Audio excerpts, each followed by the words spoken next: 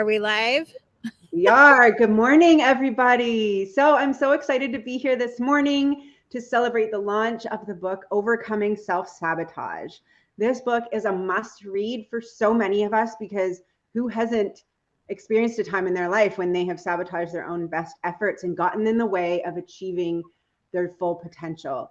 So this morning I am joined by some of the authors from the book, and they are going to talk about what inspired them to contribute to this book and what message they have for readers. So I'm going to introduce Andrea Hunt first, and she can tell us a little bit about it. So thank you for joining us this morning. Thank you so much for having me. I'm so excited to be here. So my name is Andrea Hunt, and I'm the founder of Living Deliberately Today, which is personal empowerment for a better life. And I help women to overcome their emotional blocks to confidence and self-sabotage so that they can live the life that they know they deserve. And this was such a good topic for me because, like everybody, there's been times in my life where I've definitely, self-sabotaged, and learning to get out of my own way has been one of the biggest things that's made the difference in my career and my personal life and pretty much everything.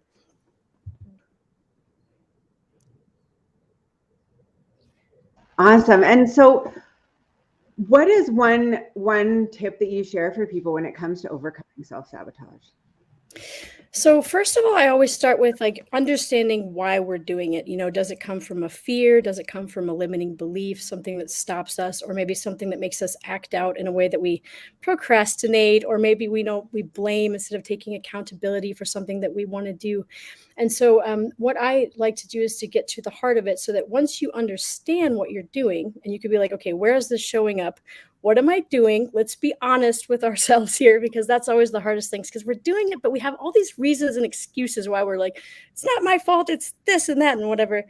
And then most of the time what I do is get to the heart of that with coaching, and then using EFT tapping to really concentrate on the fears and the negative emotions that are coming up in the body so that we can clear those and then you can actually move forward.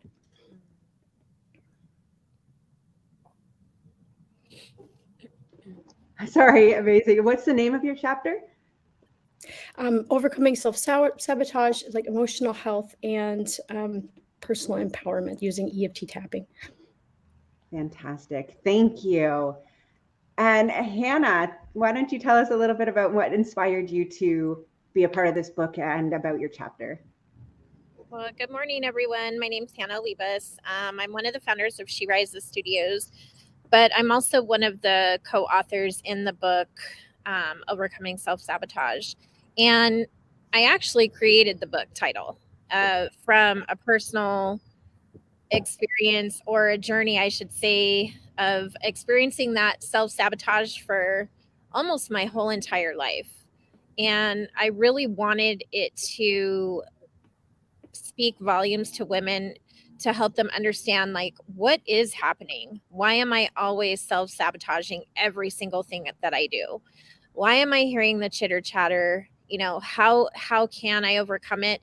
And I feel like the answer is explained, at least in my perspective, in my chapter.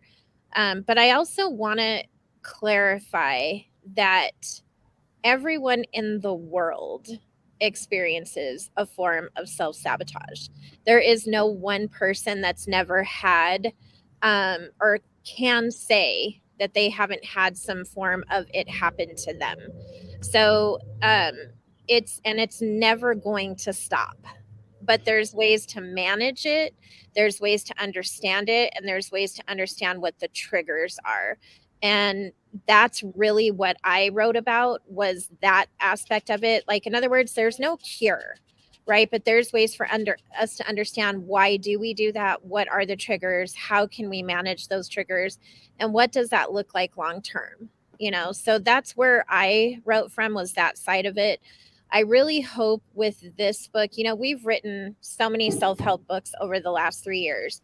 But I was excited for this one to come out because I feel like women are really boggled down with self-sabotage right now. We're being twisted and turned so many different directions on what society thinks we should be, how we should look, how we should feel, how we should speak, how we should conduct business. who, like there's just all these different things that are happening. And that really adds to the anxiety of self-sabotage itself. So I'm hoping that whoever decides to pick this book up and actually read it, I hope it pierces your heart in so many ways that you're going to say, I hate to use these words, but me too. And then what can I do to change that? How can I manage it? So that's my little nugget for today's light the torch. Thank you, Hannah. And it's so true. I know you and I were talking about it earlier today, that knowing that you're not alone, knowing that you're not the only one that feels these things is so helpful, because oftentimes we sit in that bubble and we're like, everyone else has it all together. No one knows what this feels like. No one struggles like I struggle. And when you find out you're not alone, it normalizes your experience and makes it something that can be managed, because if other people have managed it, then so can you. Yeah, I think even the women who decided to be a part of the book, all the co-authors, I think people are going to be so pleasantly surprised and amazed at each one's perspective and like them sharing their journey. Like it takes a lot of courage to write a book, put it out into the world, not knowing anybody who's going to read it. I mean, of course, we have our supporters and our audience, right? But then what about the perfect stranger that we're never going to meet? How are we going to touch that person's life? And even coming on today, doing a light the torch, a lot of us are outside of our comfort zones, even being on screen, wondering who's watching, how do I look, how does this, like there's so many different ways that self-sabotaging thoughts come through. It's like the speed of light. So we have to understand how to process them, understand them, and we even have to acknowledge them. So I want to say high five to those who showed up today to our Light the Torch ceremony, and thank you for being here, and I'm excited. Awesome. Me too. And so, Cindy, thank you for joining us this morning. Can you tell us a bit about what inspired you to be a part of Overcoming Self-Sabotage, and a little about your chapter and what the title is? Of course. Well, my name is Cindy Wideman. I live in San Antonio, Texas. I really wanted to write this book. When I first saw the title, I thought this is perfect.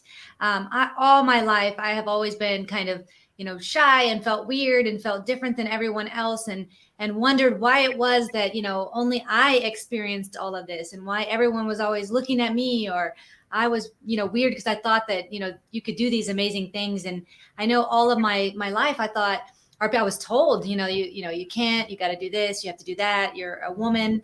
I was told, you can't do any of those things. This is your rule and this is what you do. And so when I first saw the title, I thought, you know what?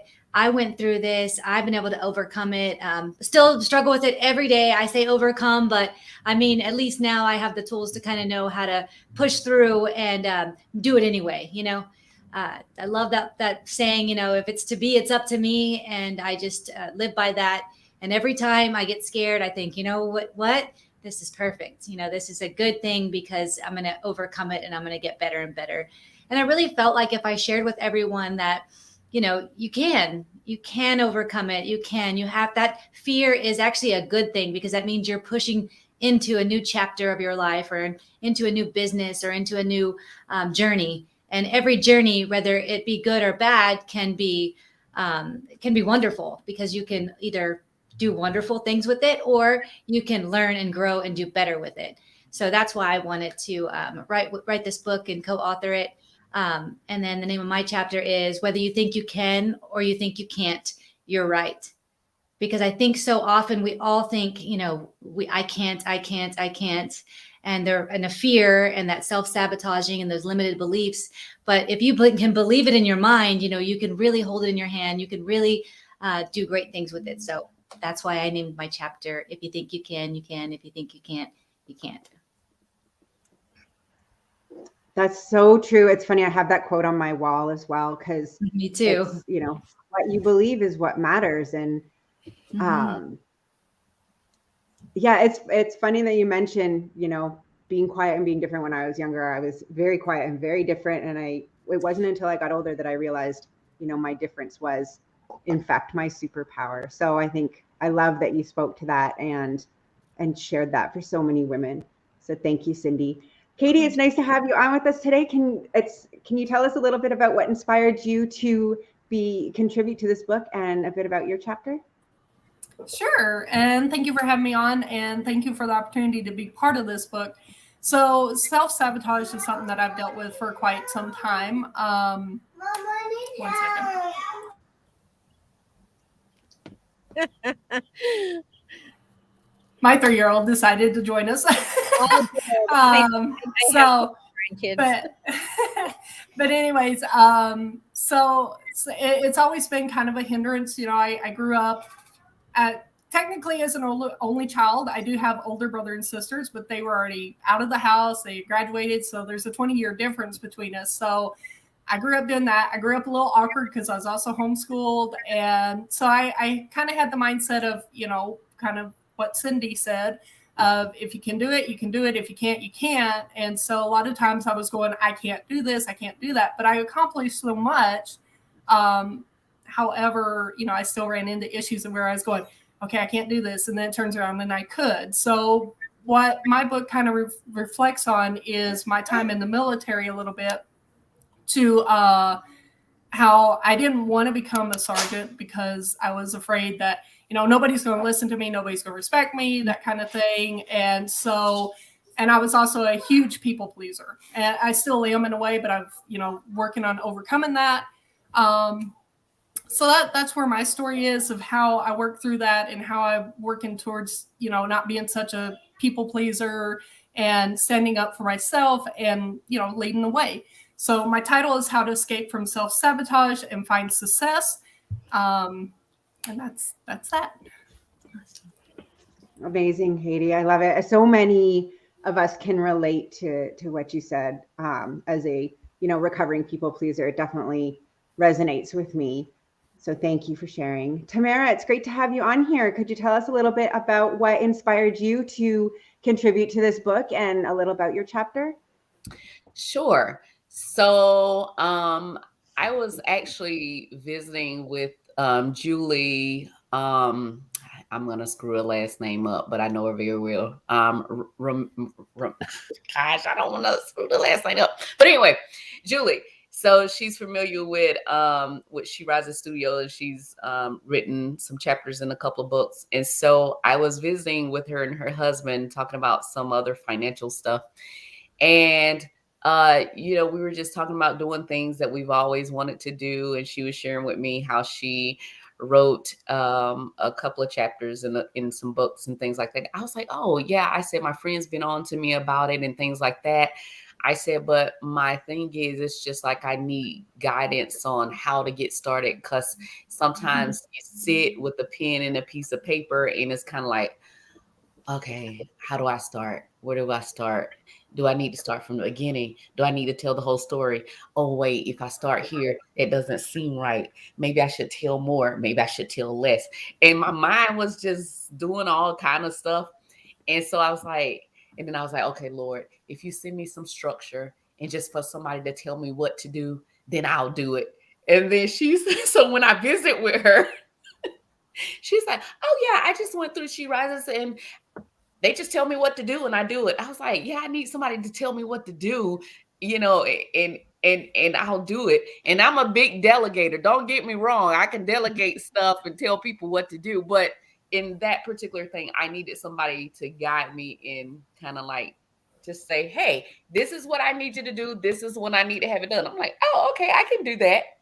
So when she passed the information along, and then I reached out, and I believe it was Heather, and she just said, you know, based off what you're saying and the things that you want to talk about, because I expressed faith and fear with her, and she said, I think Self-Sabotage will be a great book for you. So yeah, so my chapter is be careful what you feed, or it may be feeding off of you. So faith and fear both desire to be fed, and whichever one dominates is the one that you feed. So Love that. Absolutely. That's so true, Tamara. So true. And so, ladies, what What do you think is one of the, we'll open this up to the group. What do you think is the most common way we as women sabotage ourselves? Oh, it's me again. Yeah, go ahead. Go ahead, Tina. Well, I think one thing is because we think that we have to be everything to everybody, and we don't. A lot of us are wives, moms, sisters, friends, daughters, things of that nature. And we wear multiple different hats, and we always feel like that we are the glue that holds everything together. And when that glue starts melting away or unraveling, and then everything goes haywire, right? So I believe for us, and then also, the way we view ourselves in the mirror, our appearance and things like that, when a lot of times nobody else cares. So, it's because we're really hard on ourselves. And the first thing we wake up in the morning, oh, I gotta get this done. I gotta get that. I gotta go do this for this person. I gotta do that for that person. And we feel like sometimes we don't have time for ourselves.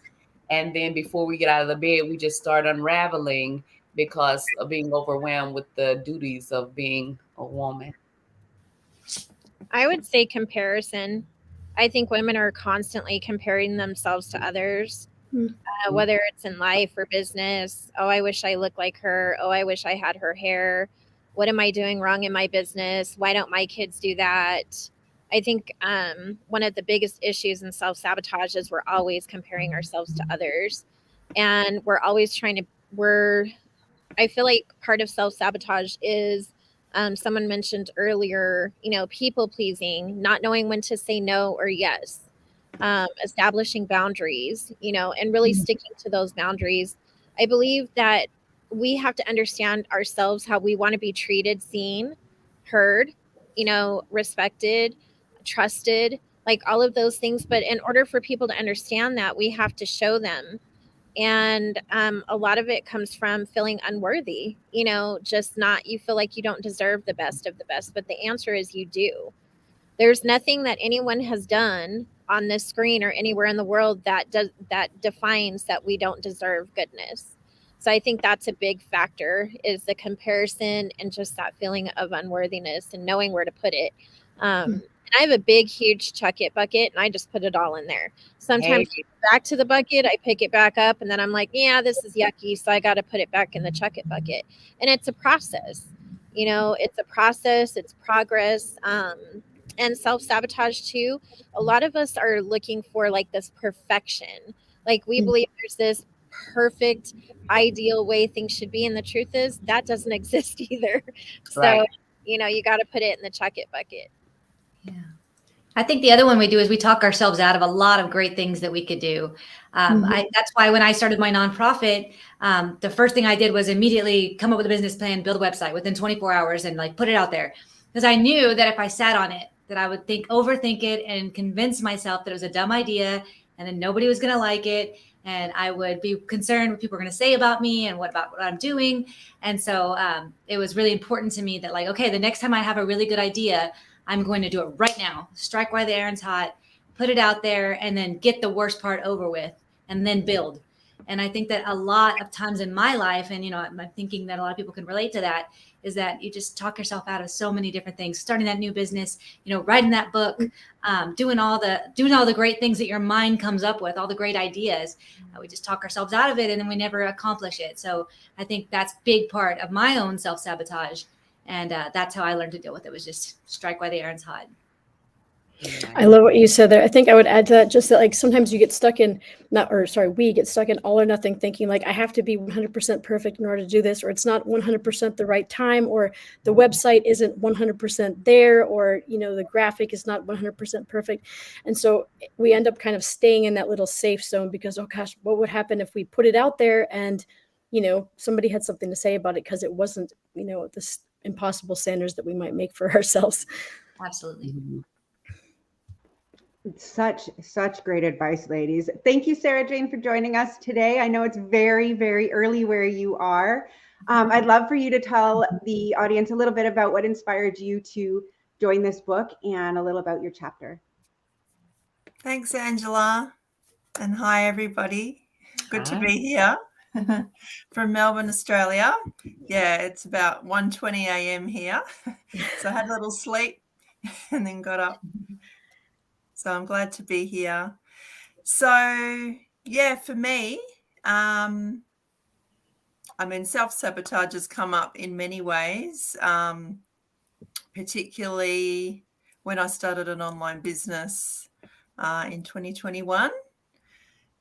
So, yeah, I mean, having an online business requires you to be seen and heard online.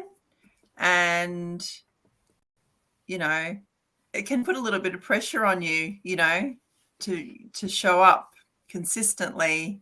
I wasn't someone that was, you know, on social media a whole heap before I started my business.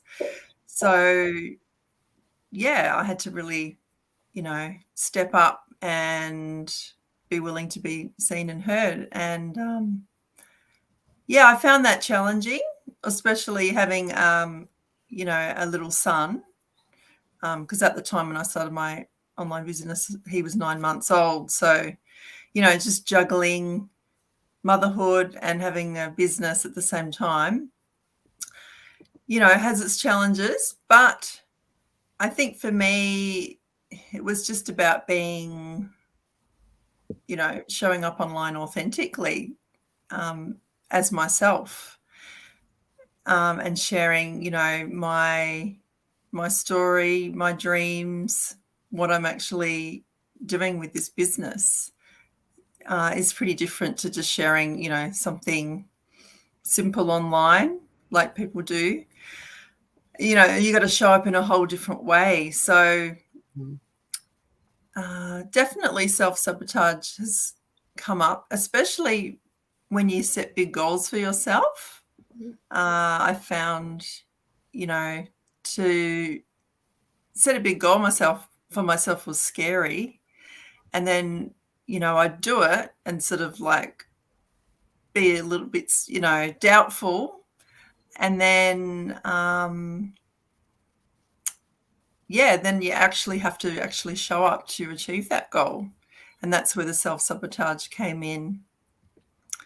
And, you know, I'd find myself just not really showing up. And it's like, well, why not? Like, I want you know, I've got these goals and and I really want to share this with people, and I want to be able to help other people to do what I'm doing because I really believe in it. But yeah, the self-sabotage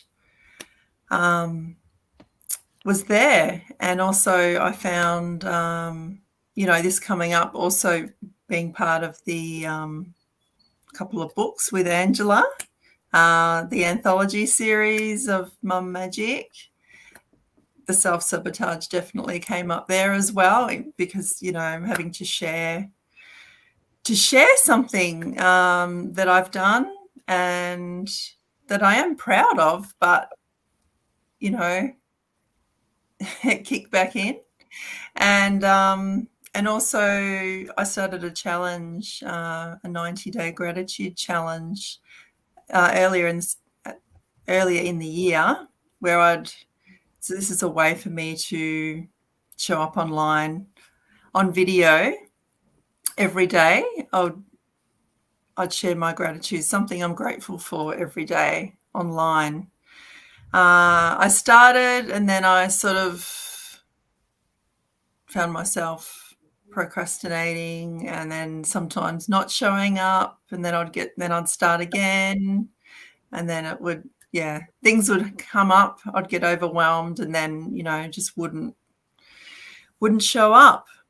So I recently restarted because I really believe in like integrity, having integrity with ourselves and being, you know, doing what we say we're going to do. And I felt like, you know, I really have to do this. It wasn't to prove anything. And I wasn't making myself wrong about it. It's just that, you know, this is really important for me because this is like a commitment to myself.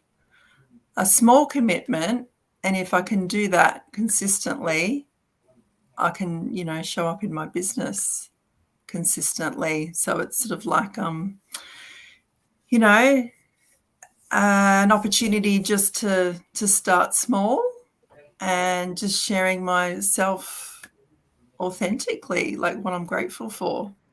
It seems like a simple thing, but yeah, it's just creating that habit.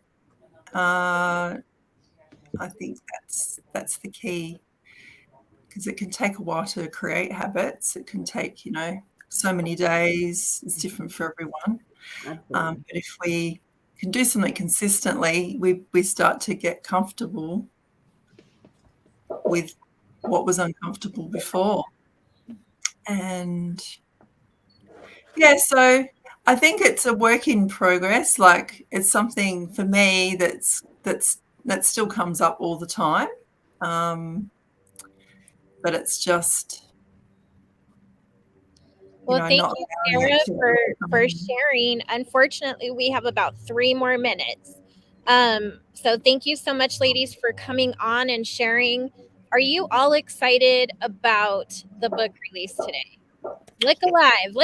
Like you're ready to hit the lives of women and show up and help them overcome all the different things that we've shared and talked about today. The best way I would say to start your day is, number 1, have a great cup of coffee. And number 2, get on Amazon and order your ebook today. You can support each and every single woman here by ordering the book, as well as putting it into the hands of men and women across the world who need some help with overcoming self-sabotage. So I want to congratulate each and every one of you for being a part of the book, but more importantly, let's congratulate the readers, future readers, and let's see what this book does for people. And thank you, Angela, for moderating this. Ladies, I hope you have an incredible, fantastic day. I just know that we will hit bestseller and international bestseller because the book is so good. And I'm excited to see you ladies again for panel discussions and all that fun stuff. And if you haven't checked it out, please make sure to check out Phoenix TV too, because there's going to be a lot of stuff regarding these particular topics over there as well. So bye, everybody. Thank you. Bye. Bye-bye. Thanks so much. Bye. Have a great day, Congratulations, everyone. ladies. Thank you.